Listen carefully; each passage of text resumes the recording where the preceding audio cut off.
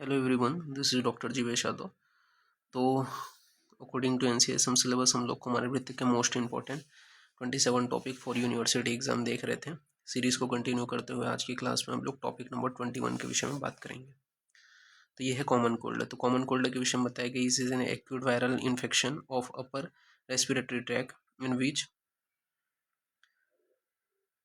राइनोसिया यानी कि running nose and nasal obstruction are prominent. Common cold is frequently referred as a infect rhinitis, but sometime may also be refers was rhinosinusitis when there is involvement of sinus mucosa. इसकी etiology बताया गया है। Virus कौन से हैं? तो human rhino virus हो गया, रेस्पिरेटरी सियाटिका रेस्पिरेटरी साइनिसाइटियल वायरस हो गया, इन्फ्लुएंजा एंड ओरो इन्फ्लुएंजा वायरस हो गया, पैरा इन्फ्लुएंजा वायरस हो गया, कोरोना वायरस हो गया, एडिनो वायरस हो गया, एंटेरो वायरस हो गया। ये इसके एटियोलॉजिकल मतलब कौन से वायरस है जिसकी वजह से होते हैं। पैथोफिजियोलॉजी के बारे में बात करें या पैथोजेनेसिस के बारे में बात करें तो this virus that causes CC congestive cardia CC spread by 3 mechanism. पहला है डायरेक्ट हैंड कांटेक्ट, ठीक है, सीधा हाथ के कांटेक्ट में आने की वजह से। इसके अलावा inhalation of a small particle aerosols that are airborne from cough, ठीक है। तो वही है, इनहेल करने की वजह से इसकी स्मॉल पार्टिकल को रेस्पिरेटरी ट्रैक के थ्रू ये चला जाएगा। इसके अलावा deposition of large particle acrosal that are expelled out during sneezing and land or nasal or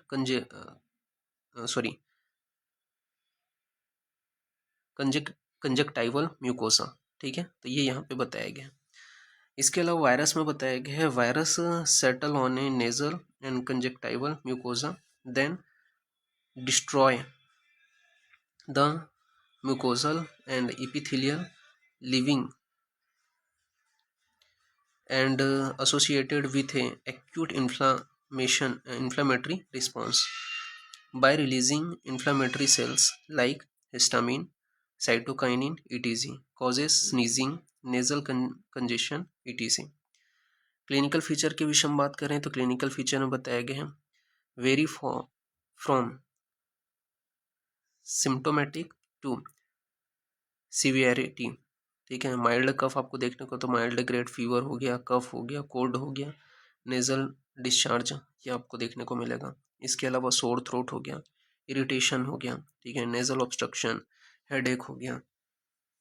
इसके अलावा हॉर्सनेस ऑफ वॉइस, ठीक है, irritability, difficulty in sleeping, decrease in appetite may be associated with vomiting and diarrhoea.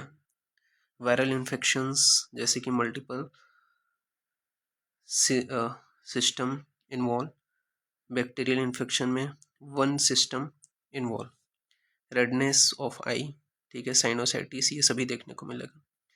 Repeated episode जैसे कि आपको क्या देखने को मिलेगा रिपीटेड एपिसोड में लिम्फेडेनोपैथी, ठीक है। डायग्नोसिस बेस्ड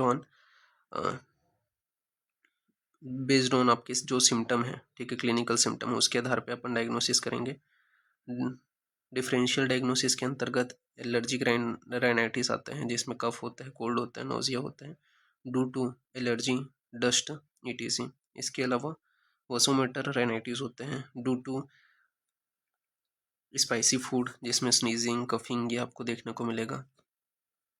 इसके अलावा ओरिगिस बॉडी, ठीक है, इसके अंतर्गत नेजल सिक्रेशन, ठीक है, नेजल कंजेशन ये सभी देखने को मिलेगा। ट्रीटमेंट में स्पेसिफिक सपोर्टिव जो ट्रीटमेंट है वो जैसे फीवर है तो एंटीपायरेटिक देंगे, नेजल कंजेशन है, ठीक है, एड्रोजेनिक जो है वो अपन देंगे, ये यहाँ पे बताया गया है। इसके अलावा राइनोन्यूरिक में एंटी जो आपके ड्रग हैं, ठीक है, वो एंटीवायरल जो ड्रग हैं वो देंगे। सोर थ्रोट होने पर NSAIDs देंगे। कफ होने पर ड्राई कफ में जनरली कफ सप्रेसेंट देखते हैं, ठीक है। जिंक जो है वो देंगे, helps in re-epithelialisation. Vitamin C, D ये अपने को देना है। Generally in paediatric cough is self limiting that is relieve in 4 to 5 days। इसके अलावा for severe coronal diagnosed by RT-CPR there antiviral agent given, ठीक है। तो ये यहाँ पे बताया गया है। इसके अलावा कॉम्प्लिकेशन क्या क्या हो सकते हैं, तो कॉम्प्लिकेशन बताया गया है एक्यूट ओटाइटिस मीडिया हो सकते हैं, साइनोसाइटिस हो सकता है, अस्थमा हो सकता है, ठीक है। तो ये सारी चीज़ें बताई गई। इस प्रकार से ये जो टॉपिक है वो यहाँ पे फिनिश होते हैं। तो अभी के लिए इतना ही, नेक्स्ट क्लास में आगे का कंटिन्यूशन करेंगे, ठीक है। Thank you.